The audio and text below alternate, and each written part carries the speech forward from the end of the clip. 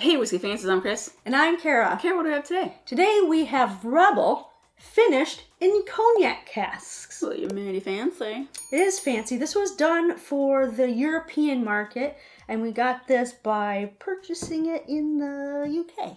Yep. And it was like about less than $40 around there. When you do the conversion. Yeah, when you do the conversion. Today's conversion is a little much greater. Or much better. It's better for us. Better for us. There we go again, talking backwards.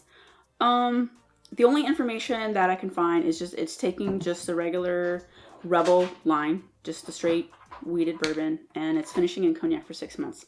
That's it. Okay. Don't know what kind of cognac casks, don't know what's first fill, second fill. Sure. We might be able to find out tasting it. We did have it when we did a cork pop with a couple of friends. Yep. But it was the first pour among many great things that evening. Yeah. I don't remember this so much. Same. So I'm excited to get back into it. So on the nose, I definitely get that dusty Heaven Hill. Oh, this is totally a Heaven Hill. Yeah. Yeah. So this is an older release. I forget. From Luxco. Yeah, I don't remember how many years ago. So it was before the... 2019, 2020. It was probably like right before COVID. Yeah, that sounds about right. Right. What is time? There is no time. No one knows time. But so I get a lot of dusty nuttiness, but not overly nutty like Jim Beam nutty, but it almost dusty. has like orange oil. Ooh. Okay, you know that orange like wood finishing cleaner, but it's like super like sweet orange. Yeah. I'm kind of getting a little bit of that. Did you get that? I think I understand where you're getting that. Like it's not overpowering, but it's kind of it just stands out to me. It's pleasant enough. It is. I like it. Well, since I don't remember it either, I say we jump in. It's very soft. It doesn't have a lot of ethanol though. I just want to get that. Oh, did we say that it's 45%? Did we say that out loud? Yeah, we might have, but we get lost. Let's just double check. We get lost. All right, so I'm going to go into this. Cheers. I'm actually liking this one a lot better. Okay, so I don't exactly remember the specific notes. Trying it, I just remember being disappointed. But I'm actually kind of digging this. If this was just like an everyday drinker, it's like right. Do you get super nutty on the palate? This is such a Heaven Hill product. Yeah, it's this is my wheelhouse. It's been ages. I think I've had just the regular Rebel product once before. It was okay. I don't remember that one at all. So for less than $20, you can't complain about it, right? Right. Yes. But for some reason, my memory only leaves space for how much I love Rebel 10. And anything else, I don't remember. Yeah. You can't compare that, though. That's just... No, I'm just saying I don't remember. This is pleasant. I don't know how I would compare this because this is the regular finished in cognac. I couldn't even tell you what the regular... Should we take a break and try the regular? We could try the regular, but I just remember...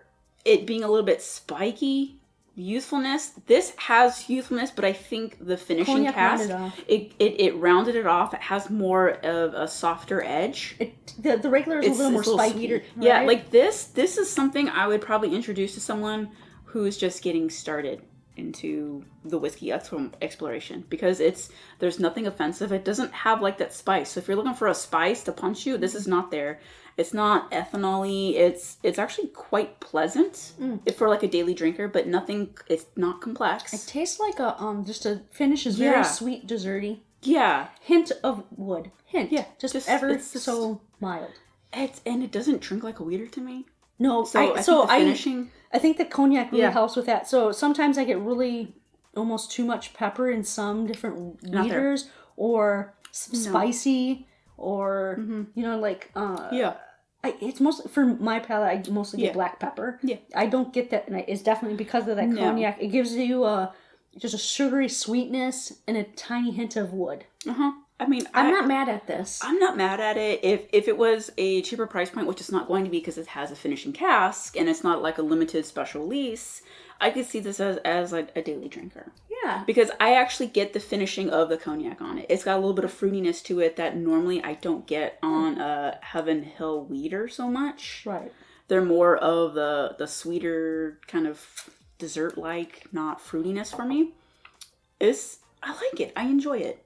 But I do remember not being overly impressed. I have to say, I do like this over the regular offering because at least this cognac finish gives me a little something extra to pull out, to look forward to. So I think this is a very interesting whiskey. I don't know how often I would replace the bottle, however, because the whiskey market has become so saturated. Yes. So I think it's a fun try if you ever have the opportunity to try it. I think it's worth a try. I don't know, however, if it's something that I would have to like seek out or do a lot of research to get. But I think it's fun. So I agree with you on liking this over the regular offering. However, when you think about it, this is about double the price. I want to pay double the price for something that I consider it should be just a daily drinker anyway. Like just a cheaper this is not really, when you think about it, a cheaper daily drinker alternative. It's not. If it's 40, that's a little for high. US dollars. That's a little pricey. Yeah. And then this is a UK release, so you'd have to either pay for shipping or just be over there on a holiday or something.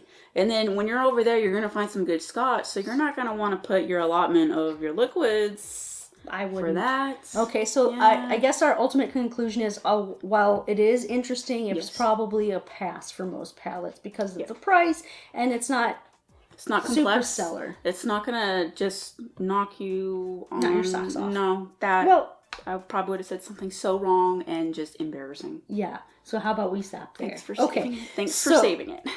So what about you guys? Have you ever seen any of the finished Rebel products? If you have, give us a comment below. And what are your thoughts on the Rebel line and also different aging of the finishes? While you're down there, don't forget to thumbs up that video. And if you like what we're doing, subscribe to our channel and turn on the notifications so you can join us in our next video. Well, I don't know about you, but I fancy this whiskey. Cheers.